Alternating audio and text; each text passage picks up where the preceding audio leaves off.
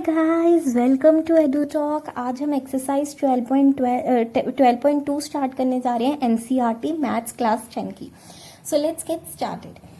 तो इस एक्सरसाइज में जो मेन टॉपिक्स हैं वो हैं, आपको फॉर्मूले याद होने चाहिए, तो ये आप सारे सम्स इजीली सॉल्व कर सकते हो। तो मैं आपको सबसे पहले फॉर्मूले लिखवा रही हूँ। तो सबसे पहले ये मैंने प्रीवियस वीडियो में भी इंट्रोडक्शन पार्ट में लिखवाए हैं। If you haven't watch that video, please do go there and the link is given in the description box. You can go there and watch. अगर आपको वो नहीं देखना है तो इन ब्रीफ मैं यहाँ भी करवा रही हूँ। तो सबसे पहले फॉर्मूला आपको देखना है वो है एरिया ऑफ सेक्टर। ठीक है, एरिया ऑफ सेक्टर। सबसे पहले सेक्टर होता क्या है, देखो ये एक अगर सर्कल है और ये उसकी कोई दिस वन, ये इसकी कोई कॉर्ड है, this is the chord and what, this is the arc. ये आर्क है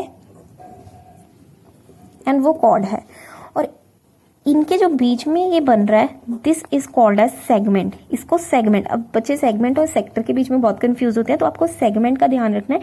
जो कॉर्ड और आर्क के बीच में बनता है उसको सेगमेंट को कहते हैं, और जो सिर्फ और सिर्फ कॉर्ड से एक ट्रायंगल बनता है, ट्रायंगल जैसी शेप बनती है, this shape is known as what, this shape is known as sector. ठीक है, सेक्टर क्या होता है, जो एक कॉर्ड और ट्रायंगल से मिलके बनता है, उसका अंदर वाला एरिया क्या होता है, सेक्टर। तो area of sector of angle theta कैसे फाइंड करेंगे, थीटा एक एंगल होता है।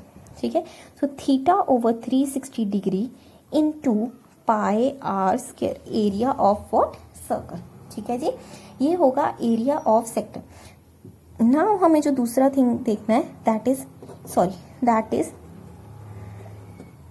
Length of an arc of a sector of angle theta, ये हमें देखना है। तो मैंने अभी बताया क्या होता है आर्क, हमने इधर आर्क का ही लेंथ फाइंड करना है, तो कैसे करेंगे, ये होता है आर्क दिस। तो ये सेगमेंट जो सेक्टर का आर्क है, इसका एरिया कैसे फाइंड करते हैं, यस इसका एरिया करते हैं theta over 360 minus into 2 pi r. ठीक है, ये होता है सर्कमफेरेंस ऑफ सर्कल।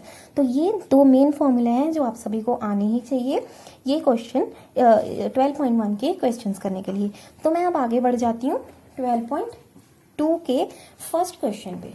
सो हमारे पास फर्स्ट क्वेश्चन है, सबसे पहले एक्सरसाइज के ऊपर ही दिया है, unless stated otherwise use pi is equals to 22/7। This is the very important thing, ये बहुत ही इंपॉर्टेंट है। जब तक आपको स्टेट ना किया जाए कि आपको पाई की वैल्यू क्या लेनी है, तब तक पाई की वैल्यू 22/7 ही लेनी सही।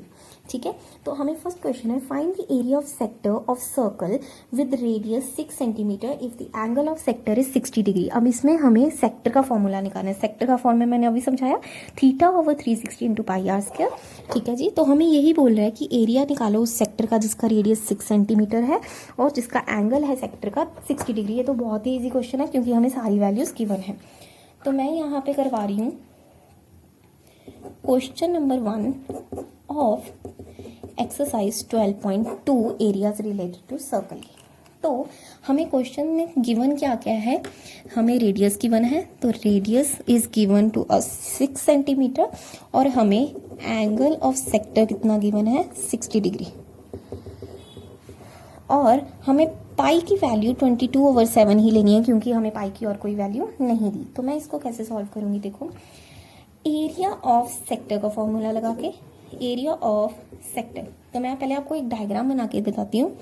अगर मेरे पास ये कोई सर्कल है तो मुझे एक सेक्टर बनाना है, कॉर्ड से ट्रायंगल बनाऊंगी, और ये सेक्टर जिसका एंगल ये वाला 60 डिग्री है, जिसको मैं एंगल को थीटा बनूंगी, ये 60 डिग्री है, और इसका रेडियस, ये वाला radius, if this is the centre, ये रेडियस कितना है, 6 सेंटीमीटर ईच। तो मेरे को एरिया निकालना है, किसका एरिया निकालना है, यस मेरे को इस चीज़ का एरिया, दैट इज इस ट्रायंगल, इस सेक्टर का एरिया निकालना है। तो मैं कैसे निकालूंगी, हमें फॉर्मूला पता है।